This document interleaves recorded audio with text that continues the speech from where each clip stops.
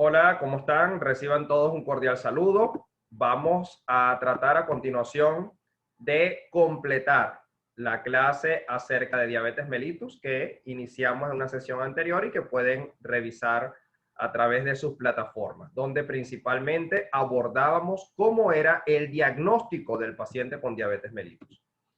Anteriormente les compartí estos dos casos, un caso de un paciente masculino de 22 años con clínica de hiperglucemia, poliuria, polidipsia, polifagia, pérdida de peso, y con una glucemia en ayuna de 368, con cuerpos cetónicos en orina y con glucosa positivo en orina.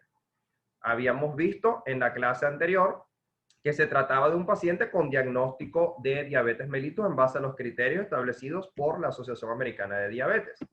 También les compartía este segundo caso de un masculino de 30 años de edad, quien tiene acantosis nigricans y acrocordones en los pliegues y que tiene dos glucemias en ayuna superior a 126, una en 143 y una en 171 e hipertrigliceridemia. Este paciente también decíamos que cumplía con criterios diagnósticos para diabetes mellitus. Pero son pacientes que desde el punto de vista fenotípico son muy diferentes, uno con una pérdida de peso muy importante y otro más bien con obesidad. Entonces, vamos a tratar de clasificar a los pacientes diabéticos, porque esto es tremendamente importante y es lo que nos va a permitir realmente conocer cuál va a ser el tratamiento de inicio más acertado dependiendo de las características fisiopatológicas de cada uno. Lo primero que quiero compartir con ustedes es recordarles un poquito cómo trabaja el páncreas. Esto que pueden observar acá es el islote de Langerhans. Recordemos que la glucosa que nosotros, una vez absorbida, pasa por el torrente circulatorio y por el torrente circulatorio estimula unas células que se encuentran a nivel del islote que se denominan células beta del páncreas. La célula beta del páncreas va a liberar insulina, la insulina va a pasar, como pueden observar allí, por el torrente circulatorio y se va a dirigir a las células blanco o diana que tiene la insulina. En este caso, por ejemplo, el músculo esquelético. Cuando la insulina llega allí, ¿qué es lo que vamos a poder observar? Que la insulina va a tener a nivel de esa célula muscular, va a tener unos receptores, que son esos que pueden ver allí en amarillo. La insulina, ¿qué va a hacer? Se va a unir con las dos unidades alfa extracelulares de su receptor y al unirse allí va a producir un cambio conformacional que es lo que produce los efectos metabólicos o biológicos de la insulina. Uno de esos efectos es la apertura de unos canales de glucosa, que en el caso del músculo serían canales o transportadores GLUT4, que van a permitir que la glucosa que está en el espacio extracelular ingrese en el interior del músculo y pueda ser utilizada como fuente de energía. Eso es lo que ocurre normalmente en condiciones fisiológicas en cada uno de nosotros. Ahora bien, en la diabetes mellitus tipo 1, las células del sistema inmunológico dejan de reconocer a las células beta del páncreas y por consiguiente la destruyen. Es decir, en la diabetes tipo 1, al igual que en otras enfermedades autoinmunes que ustedes han visto a lo largo de su carrera, existe una pérdida de la tolerancia inmunológica. ¿Qué es la pérdida de la tolerancia inmunológica? Una pérdida en la capacidad de reconocer elementos propios de extraños. Eso trae como consecuencia, como pueden observar en el video, que se va destruyendo las células beta del páncreas, que constituyen más del 70% de las células de los islotes, y por consiguiente, las células beta pancreáticas que quedan son insuficientes para responder ante las demandas metabólicas. Aquí pueden observar una comparación a dos pantallas entre un individuo saludable y un individuo con diabetes tipo 1. Eso es lo que trae como consecuencia que el paciente va a tener hiperglucemia brusca, una hiperglucemia bastante marcada y que puede poner rápidamente en peligro la vida de ese paciente porque el mecanismo clave es una deficiencia de insulina, es decir, una insulinopenia absoluta. Ahora bien, es importante destacar también que ustedes conozcan que dentro de los tipos de diabetes, la diabetes tipo 1 es bastante infrecuente en nuestro país. Fíjense esta gráfica. Venezuela está dentro de los países del mundo que tiene una menor prevalencia de diabetes mellitus tipo 1, al igual que Pakistán, por ejemplo. O sea, una prevalencia muy baja. Por eso es que tal vez nosotros no tenemos tanta cultura de conocimiento de la diabetes tipo 1 como tienen, por ejemplo, países nórdicos, como tiene Finlandia, como tienen algunos de esos países que tienen una prevalencia indudablemente bastante alta. ¿De qué es lo que nosotros tenemos mayor prevalencia? De la diabetes tipo 2. La diabetes tipo 2, mis amigos, sigue una historia natural. Es el 80-85% de todos los diabéticos que nosotros vemos en nuestra consulta, y es ese paciente que habitualmente inicia con obesidad y que a lo largo de su historia natural, él va a pasar en primer lugar por una fase de prediabetes. Por ejemplo, ese paciente que tiene una glucemia ayuna, ya lo dijimos en la clase anterior, entre 100 y 125, o una glucemia postcarga entre 140 y 199. Si la obesidad persiste y el paciente no hace cambio de estilo de vida, entonces la célula beta del páncreas disminuye su función, es decir, fleja en su capacidad de compensar y por consiguiente no puede mantener una demanda alta de insulina, y la glucemia ayuna, entonces la glucemia postprandial comienza a incrementar de manera significativa, entrando posteriormente en lo que conocemos como diabetes mellitus. La diabetes mellitus en estos pacientes va acompañada de un conjunto de cambios microvasculares que son los responsables de la retinopatía del diabético, de la nefropatía diabética, de la neuropatía diabética, y cambios macrovasculares que son los responsables, por ejemplo, de la cardiopatía isquémica, de la enfermedad cerebrovascular y de la enfermedad arterial periférica, que son complicaciones que acompañan a la diabetes mellitus tipo 2. Entonces, ¿qué me interesa que ustedes sepan? Que el paciente diabético tipo 2, cuando usted lo diagnostica, ya se ha descrito que tiene una disminución en su masa de células beta pancreáticas, pero no hay una disminución de la masa beta pancreática tan acusada, tan importante como la que tiene el diabético tipo 1. ¿Qué también se ha descrito? Que el paciente diabético tipo 2, por ejemplo, tiene una disminución en la función de su célula beta pancreática. Inclusive, como muestra este gráfico, ya pacientes que tienen intolerancia a los carbohidratos o que tienen glucemia alterada en ayunas, es decir, que son prediabéticos, ya tienen cierto grado de disminución en su función de la célula beta pancreática, que se va a ver mucho más mermado cuando estos pacientes se hacen diabetes. Otro factor importantísimo, mis amigos, la edad. Está descrito que en la medida en la cual nosotros incrementamos en edad, nuestra función de la célula beta pancreática va disminuyendo con el paso de los años. Esto es un fenómeno fisiológico. Hay personas que van a tener una disminución mucho más importante, y son esos pacientes, por ejemplo, que te llegan a la consulta y te dicen: doctor, mi papá ni mi mamá eran diabéticos, pero se volvieron diabéticos después de viejos. Eso es una diabetes tipo 2 normalmente, que ocurrió por una disminución de la función de la célula beta pancreática con el paso de los años. Ese es un paciente diabético tipo 2 en la inmensa mayoría de los casos. Ahora bien, ¿cuáles son los dos factores más importantes para reconocer a un diabético tipo 2? Es un paciente que tiene susceptibilidad genética, es decir, que tiene hallazgos familiares habitualmente, herencia en primer grado o en segundo grado, y que tiene, y no se les olvide este término nunca en su vida, resistencia a la insulina. Vamos a hablar un poco de eso. En genética hay muchos genes que están implicados en la aparición de la diabetes tipo 2, muchísimos. No me voy a detener acá, pero sí me interesa que sepan que el gen que tiene hasta el momento mayor relevancia en la aparición de la diabetes tipo 2 es ese gen que aparece allí de primerito, que es el TCF7L2.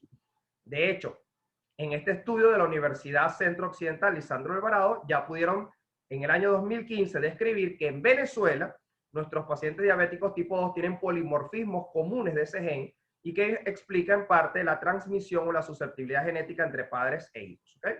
Eso es algo que también se ha visto en otras partes del mundo. Ahora bien, ya vimos en el video que cuando hay un incremento en los niveles de glucosa, nuestro páncreas responde produciendo insulina. Pero en la resistencia a la insulina, a pesar de que el páncreas produce insulina, hay una disfunción en los receptores de insulina que no permiten que la insulina haga su efecto. ¿Cuál es su efecto básico? Un efecto hipoglucemiante, es decir, un efecto de disminuir los niveles de glucosa. ¿Qué hace el páncreas para compensar? La célula beta del páncreas comienza a proliferar y comienza a liberar mayor cantidad de insulina. Por eso que muchos pacientes nos llegan a la consulta, sobre todo chicas, y te dicen: doctor, yo vengo porque me dijeron que tenía quistes en los ovarios y que tenía hiperinsulinismo. Ese hiperinsulinismo no es otra cosa más que resistencia a la insulina. Y el síndrome ovario poliquístico forma parte de esa resistencia a la insulina. De hecho, esas verruguitas que aparecen en el cuello, la acantosis, que es la coloración oscura que aparece en el cuello, en las axilas, que la gente habitualmente cree que es el desodorante o que es la cadena que destiñe, es un signo de resistencia a la insulina. Entonces, para que haya diabetes tipo 2, hay dos factores que son tremendamente importantes, que es una disminución en la función de la célula beta del páncreas y mayor resistencia a la insulina. Y la resistencia a la insulina viene dada en la inmensa mayoría de los casos por el adipocito. Entonces, si nosotros somos delgados, nosotros vamos a tener adipocitos pequeños, lo que llamamos adipocitos maduros.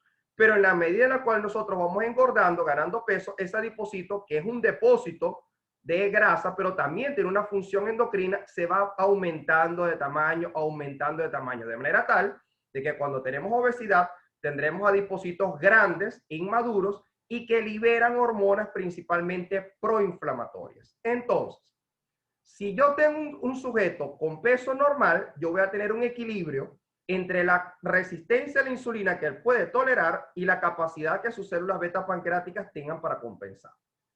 Cuando ese individuo ya se vuelve obeso, entonces la resistencia a la insulina se hace mayor y la capacidad de las células beta pancreáticas para proliferar tiene que ser también mayor. Pero si esa obesidad se permanece en el tiempo y el paciente no hace cambio de estilo de vida, la capacidad de esa célula beta del páncreas para compensar se pierde, entonces la resistencia a la insulina vence a la capacidad de compensación de la célula beta pancreática y es cuando ese paciente obeso se volverá diabético.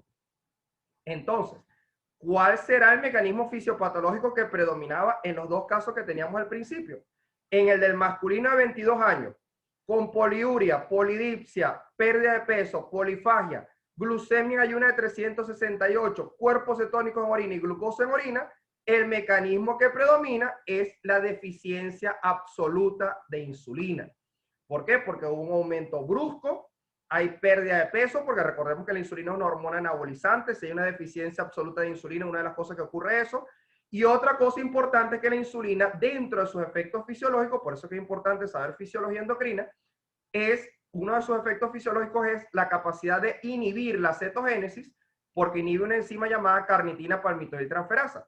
Entonces, si no hay insulina, hay un aumento en la cetogénesis y habrán cuerpos cetónicos en orina y puede haber también lo que llamamos cetoacidosis diabética. ¿Ok? En el caso del paciente número 2, ¿qué es lo que está predominando? La obesidad.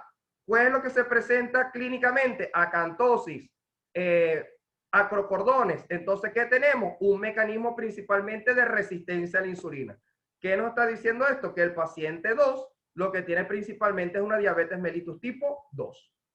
¿Quedó claro eso? Eso es básico, mis amigos, clasificar de manera adecuada al paciente para saber cuál va a ser el tratamiento que vamos a instaurar. Por supuesto, existen otros tipos de diabetes, por ejemplo, la diabetes gestacional, que lo van a ver en ginecología obstetricia, y las llamadas otras formas específicas de diabetes, que son bastante infrecuentes, pero están las diabetes monogénicas, que son las llamadas diabetes MODY, las diabetes secundarias a fármacos, como por ejemplo esteroides, las diabetes secundarias a pancreatitis, es decir, lo que llamamos las diabetes secundarias. ¿Okay? Me interesa que sepan reconocer bien cuándo es un tipo 1, cuándo es un tipo 2. Muy bien. Para culminar nuestra clase, ¿cuál va a ser el manejo de un paciente con diabetes? Estas son las guías que nos ofrece la Asociación Americana de Endocrinólogos Clínicos. ¿Qué es lo que ellos nos dicen? Bueno, nos dicen que la hemoglobina glucosilada puede ser útil, muy útil, para hacer seguimiento a los pacientes. Lo primero que es importante que sepan es que hay que individualizar el paciente. Por ejemplo, si usted tiene un paciente diabético joven, que no tiene comorbilidades, que no se ha infartado nunca, que no sufre de enfermedad renal crónica, etcétera, entonces ese paciente, una meta de hemoglobina glucosilada es tratar de tenerlo en menos de 6.5%. Pero si es un paciente diabético de tercera edad, que tiene enfermedad renal crónica, que ha tenido infarto, que habitualmente vive solo, la meta hay que tratar de flexibilizarla un poco, de preferencia más de 6.5% para reducir riesgo de hipoglucemia, y una buena meta pudiera ser entre 7 y 8% aproximadamente. Entonces, ¿qué dicen las guías? Bueno, que si usted tiene un paciente que tiene entre 6.5 y 7.5, la guía me dice que usted puede iniciar con un medicamento. El medicamento puede ser, por ejemplo, metformina, el que todos lo conocemos. Usted le coloca metformina al paciente, por ejemplo, 500 miligramos de metformina, que lo puede colocar cada 12, cada 8 horas, y de esa manera va a tener algún tipo de beneficio. Reevalúa al paciente posteriormente, pueden ser, por ejemplo, 2, 3 meses, lo reevalúa. Si ese paciente no te respondió bien con metformina, tú le puedes agregar un segundo medicamento, que puede ser una sulfonilurea, que es una de las cosas más económicas que tenemos aquí en nuestro medio, glibenclamida, glimepirida, alguna de ellas. Ahora bien, Si un paciente te comienza ya la consulta, te está llegando con 8% de glucosilada, es decir, entre 7.5 y 9%, la guía me dice que inicies de una vez con 2 tratamientos, es decir, con metformina, por ejemplo, y con una sulfa, que es lo que ustedes más van a encontrar en sus ambulatorios. Entonces, iniciar con doble tratamiento. Pero, ¿qué me dice la guía? Que si tú tienes un paciente, por ejemplo, que te llega con más del 9%, y lo veo mucho en mi consulta, con 10%, 11%, no le coloqué metformina, pues es un paciente que no va a tener respuesta. Si es un paciente que te dice, como te dice la guía allí, que tiene síntomas de hiperglucemia, es decir, tiene poliuria, polidipsia, polifagia, pérdida de peso y tiene más del 9%, no comiencen con metformina ni comiencen con hipoglucemia oral. Comienza con insulina. Es lo que me está diciendo la guía.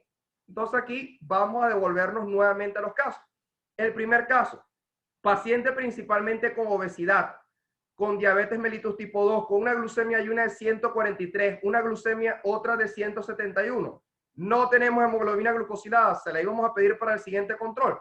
Pero ese es un paciente que si tú le colocas metformina va a responder bien. Porque la metformina es un medicamento principalmente para mejorar la sensibilidad del cuerpo a la insulina. Vas a tener una buena respuesta y vas a compensar a ese paciente. Pero con el paciente número 2, que te está perdiendo peso, que tiene polidipsia, que tiene polifagia, que tiene una pérdida de peso de aproximadamente 10 kilos en los últimos 2 meses y tiene 368 de glucemia, no le vas a colocar metformina. Porque primero, el mecanismo de él no es resistencia a la insulina. Y segundo, él probablemente va a estar por encima del 9%. Entonces, ese es un paciente que vamos a iniciar con ¿qué cosa? Con insulina. Con insulina para poder frenar la cetogénesis, ¿ok? Y también para mejorar control metabólico. Entonces, en este paciente, nosotros le iniciamos con insulina y vean la respuesta maravillosa después de 2 meses. ¿Cómo cambia totalmente? Un aumento de peso de más de 12 kilos en apenas 2 meses. Es decir, conocer la fisiopatología y clasificar adecuadamente al paciente es fundamental en el tratamiento que usted vaya a instaurar. Quiero dejarles un último caso clínico que me llegó la semana pasada. Le tocó atenderlo a un joven de medicina de atención primaria en salud, ¿verdad? Medicina general. Y es algo que quiero dejarles, no pretendo que salgan expertos en esto, pero sí por lo menos que tengan las nociones básicas para que si les llega a un ambulatorio sepan por lo menos el manejo inicial de esta clase de pacientes. Esta es una paciente femenina de 65 años de edad que ingresa en la clínica, no sé si logran ver los valores, le quise dejar el propio examen como llegó, ¿ok? A la clínica, con 714 de glucemia, 714 de glucemia, con una hiponatremia en 120 de sodio, una hipercalemia en 5.80 de potasio, y fíjense el examen de orina, glucosa positivo 3 cruces, cuerpo cetónico 2 cruces. La paciente ingresa con alteración del estado de conciencia, con respiración de Kussmaul. La respiración de Kussmaul es una respiración compensatoria que hace el paciente para tratar de barrer cetoácidos que se están formando por la misma cetoacidosis diabética. Entonces el paciente ingresa respirando así. Y el que no ingresa muchas veces cree que es que el paciente tiene disnea, y no es disnea, es una respiración típica del paciente en cetoacidosis diabética. Entonces, ¿qué es lo que ustedes van a hacer? Esta es una paciente con diabetes mellitus tipo 1 de larga data que ingresa en el contexto de una infección gastrointestinal que la estaba descompensando. ¿Qué es lo que ustedes van a hacer? Primeramente, ese es un paciente que hay que hospitalizar. Punto número 2, clave, expansión de volumen. Esta es una paciente que llegó deshidratada. Entonces, ustedes le van a pasar 1000 cc de solución 0,9% en la primera hora. 1000 cc de solución 0,9, no se les olvide. Y la segunda hora le pueden hacer una segunda expansión con 500 cc de solución 0,9.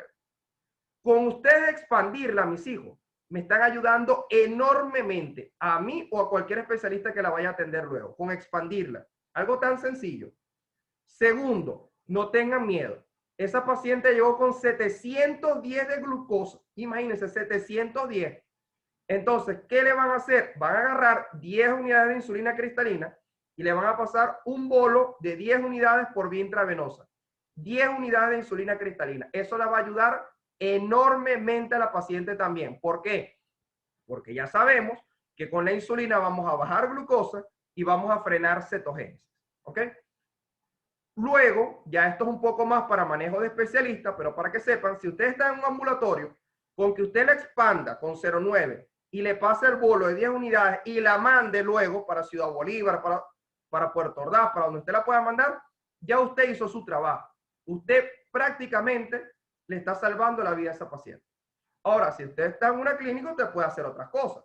¿Qué pudiera hacer? Bueno, colocarle un mantenimiento, le va a agarrar 2 vías periféricas, le va a pasar un mantenimiento de 500 cc de solución 09 cada 4 horas. Dependiendo del valor del potasio, le puede colocar 20 mil equivalentes de KCl. ¿Y por qué digo dependiendo? Esta paciente, por ejemplo, llegó en hipercalemia, estaba en acidosis, estaba aparte con retención de azuado, estaba deshidratada. La insulina, una de las cosas que hace es que favorece el paso del potasio hacia el medio intracelular. Es decir, la misma insulina no solamente que te va a bajar la glucosa, también te va a bajar el potasio.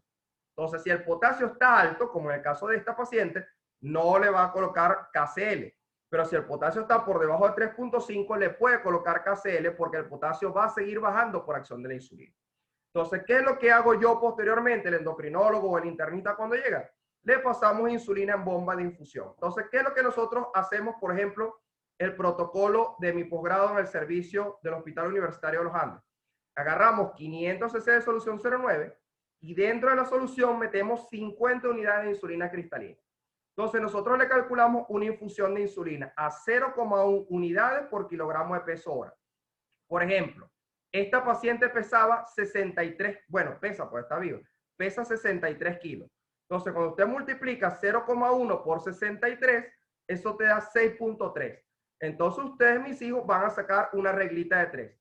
En 500 cc hay 50 unidades de insulina cristalina, 6.3 habrá en X. Entonces, usted multiplica 500 por 6.3 y el resultado lo divide entre 50. Y eso te va a dar la velocidad de la infusión. ¿Ok? ¿Qué otra cosa tienen que pedir? Bueno, hematología completa para identificar cuál es la causa de la cetocidosis, hacer unos gases arteriales, que ahorita en Ciudad Bolívar estamos graves con los gases arteriales, hacer una glucemia horaria, porque la velocidad de la infusión se va ajustando, eso ya son cosas de especialidad, pero se van ajustando dependiendo del valor horario de la glicemia, la urea y la creatinina, un examen de orina y un examen de heces. Este, por ejemplo, es la infusión de la paciente. Vean allí, 500 cc de 09 con 50 unidades de insulina cristalina. La estamos pasando a una velocidad de 63 cc hora y hasta el momento ya le habíamos pasado más de 220 cc hasta el momento en esa paciente. Esta es una paciente que se recuperó excelentemente bien. Clave en pacientes con cetocidosis diabética, la enzimoterapia. Usted tiene que estar encima. Usted tiene que estar ahí cerquita, todas las horas irle haciendo su glicemia e ir básicamente controlando. ¿Cuándo usted dice que ya se solucionó la cetocidosis? Cuando alcanza lo que llamamos criterios de resolución. ¿Cuáles son los criterios de resolución? Un pH mayor de 7.2, un bicarbonato mayor de 15 y una glucosa por debajo de 250. Cuando usted alcanza eso, usted puede cerrar la infusión y pasarla nuevamente a su esquema de insulina por vía subcutánea. De todo corazón, espero que esta clase muy básica, a muy grandes rasgos, les haya podido servir para su formación. Vamos a tratar de hacer posteriormente foros para compartir un poco más con ustedes. Pueden contactarme a través de mis redes sociales como @MarcosLimaMD. Para mí será un gusto poderlos ayudar a los médicos del futuro y los que van a poner muy en alto, estoy seguro que así será, el nombre de la casa más alta del oriente del país. A todos ustedes, muchas gracias.